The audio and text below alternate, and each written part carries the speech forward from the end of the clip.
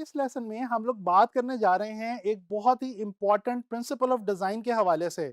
इस प्रिंसिपल का नाम है अलाइनमेंट। अलाइनमेंट ग्राफिक डिजाइन के अंदर बहुत ज्यादा इंपॉर्टेंस रखता है। दोस्तों, सबसे पहले बात करते हैं कि अलाइनमेंट बेसिकली होती क्या है।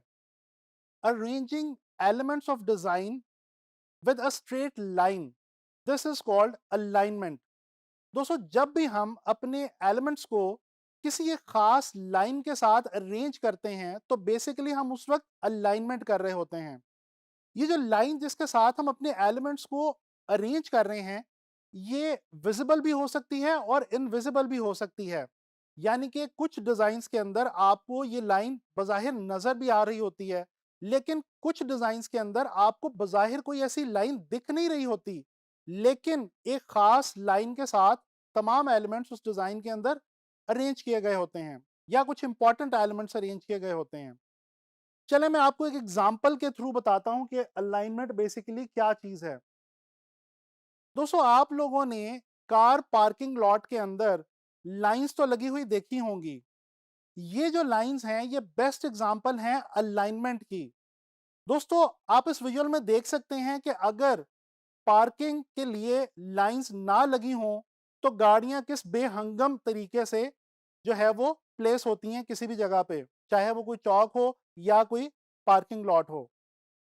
तो दोस्तों, बेसिकली लाइंस की मदद से डिफरेंट जगहों पे हमारी रूटीन लाइफ के अंदर भी और डिजाइन के अंदर भी अलाइनमेंट का जो एक प्रिंसिपल है उसको अप्लाई किया जाता है। जब आप किसी कार पार्किंग लॉट में जाके किसी खास दो लाइंस के बीच में अपनी गाड़ी पार्क करते हैं और सभी लोग जब इस अमल को दोहराते हैं तो बेसिकली एक खास ऑर्डर के अंदर तमाम की तमाम गाड़ियां लग जाती हैं और कोई भी बेहंगम सूरत हाल पैदा नहीं होती। तो चलें बात करते हैं अलाइनमेंट की टाइप्स की। दोस्तों, बेसिकली अलाइनमेंट की चार टाइप्स हैं: edge alignment, centre alignment, horizontal alignment and vertical alignment. इस वक्त स्क्रीन पे आप लोगों के सामने एक डायग्राम है। इस डायग्राम के अंदर अगर आप रो वाइज जायजा लें तो आपको पता चलेगा कि ऊपर वाली रो में और नीचे वाली रो में बेसिकली ये जो बार्स मौजूद हैं इनको एज और सेंटर के साथ अलाइन किया गया है।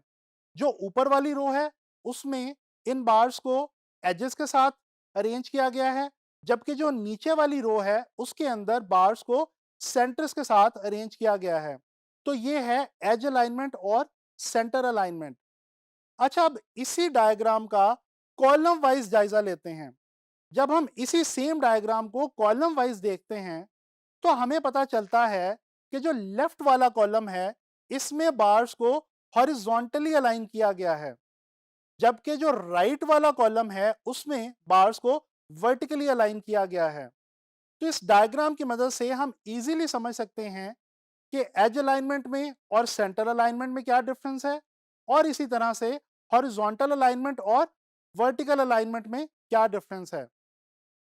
दोस्तों, अलाइनमेंट का ग्राफिक डिजाइन के अंदर बहुत ही इंपॉर्टेंट रोल होता है जब हम किसी भी एलिमेंट को टेक्स्ट के साथ जो है वो प्लेस करते हैं, या कोई ऐसी सिचुएशन हो जिसके अंदर हम टेक्स्ट का बहुत ज़्यादा इस्तेमाल कर रहे हों, जैसा कि हम ब्रोशर्स में करते हैं, प्रेस ऐड में करते हैं या वेबसाइट वगैरह में करते हैं।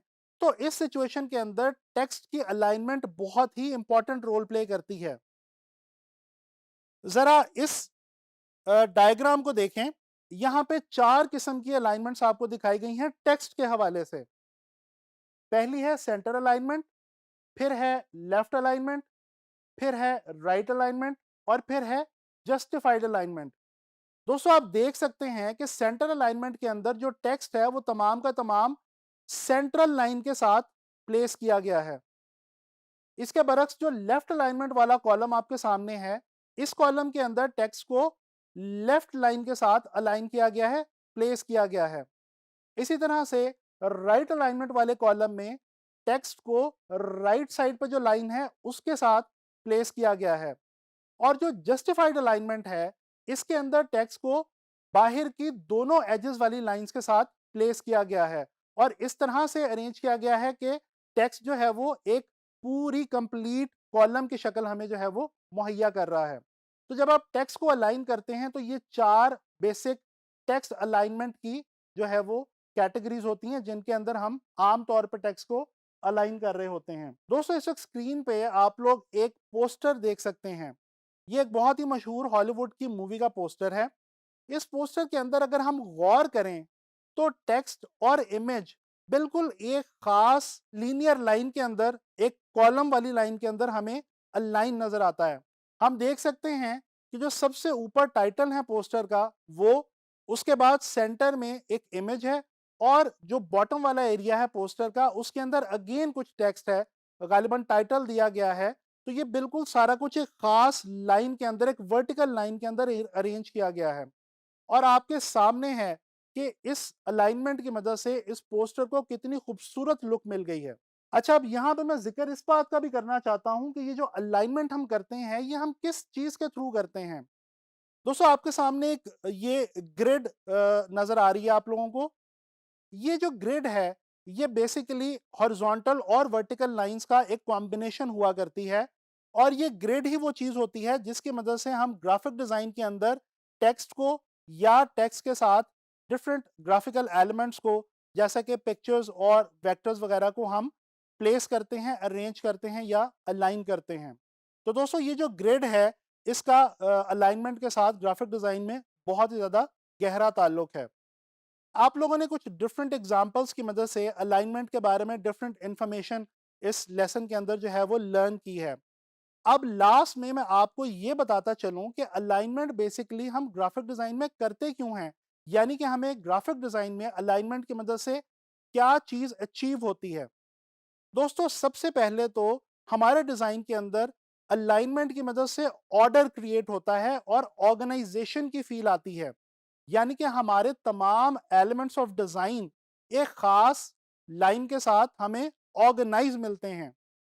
अच्छा, इसी तरह से एलिमेंट्स आपस में ग्रुप करने में हमें बहुत ज़्यादा आसानी होती है और एक ख़ास किस्म का विजुअल कनेक्शन, एक रब्त जो है वो पैदा होता है हमारे डिफरेंट विजुअल एलिमेंट्स के अंदर।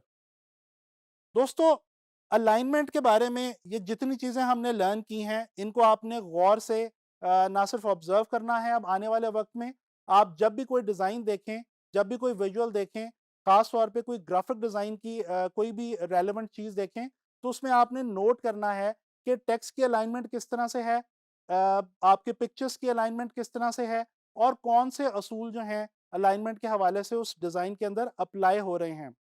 इससे होगा क्या कि जब आप अपने डिज़ाइंस बनाने शुरू करेंगे तो आपके डिज़ाइंस के अंदर बहुत ज़्यादा इंप्रूवमेंट आ जाएगी और एक ख़ास किस्म की स्ट्रेंथ आप देख सकेंगे अपने डिज़ाइंस में।